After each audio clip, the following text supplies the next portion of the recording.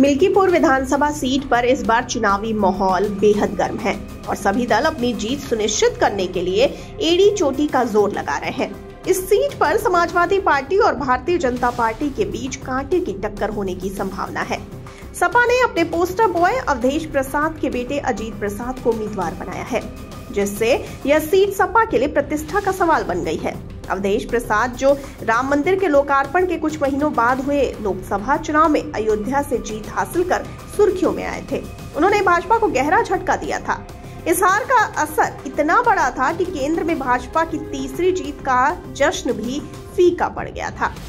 अब सवाल उठता है कि भाजपा इस बार मिल्कीपुर से किसे मैदान में उतारेगी।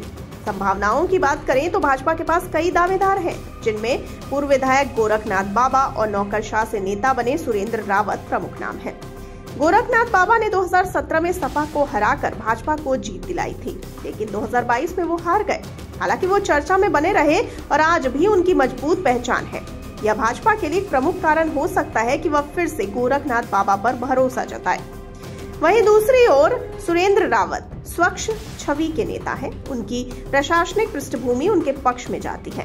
भाजपा के लिए यह महत्वपूर्ण हो सकता है, क्योंकि नए चेहरे को क्षेत्र में खुद को स्थापित करने के लिए समय चाहिए और भाजपा यह जोखिम उठाना नहीं चाहेगी। स्थानीय स्तर पर कई अन्य नेताओं ने भी टिकट की दावेदारी की है, जिनमें चंद्रभानु पासवान, पूर्व ब्लॉक प्रमुख विनय कुमार रावत, सिया राम रावत, विजय बहादुर फौजी, काशीराम पासी, शांति पासी और बाराबंकी की जिला पंचायत सदस्य नेहा आनंद सिंह शामिल हैं। बताते चलें कि मिल्कीपुर में भाजपा की जीत मुख्यमंत्री योगी आदित्यनाथ और पार्टी दोनों के लिए बेहद अहम है। यदि भाजपा इस सीट पर सपा को हरा देती है तो यह न केवल सपा के आत्मविश्वास को बड़ा झटका देगा, बल्कि 2027 के विधानसभा चुनाव में भी भाजपा के लिए महत्वपूर्ण रणनीतिक लाभ देगा। भाजपा के लिए यह सीट जीतना इसलिए भी जरूरी है क्योंकि यह उनके व्यापक हिंदुत्व एजेंडे और क्षेत्रीय पकड़ को मजबूत करने का जरिया बन सकती है। इस समय यह देखना दिलचस्प होगा कि योगी आदित्यनाथ और भाजपा नेतृत्व किसे टिकट देने का फैसला करते हैं। गोरखनाथ बाबा का अनुभव और लोकप्रियता भाजपा के लिए फायदेमंद हो सकती है, जबकि सुरेंद्र रावत की स्वच्छ छवि और प्रशासनिक अनुभव उन्हें एक मजबूत विकल्प बनाते हैं।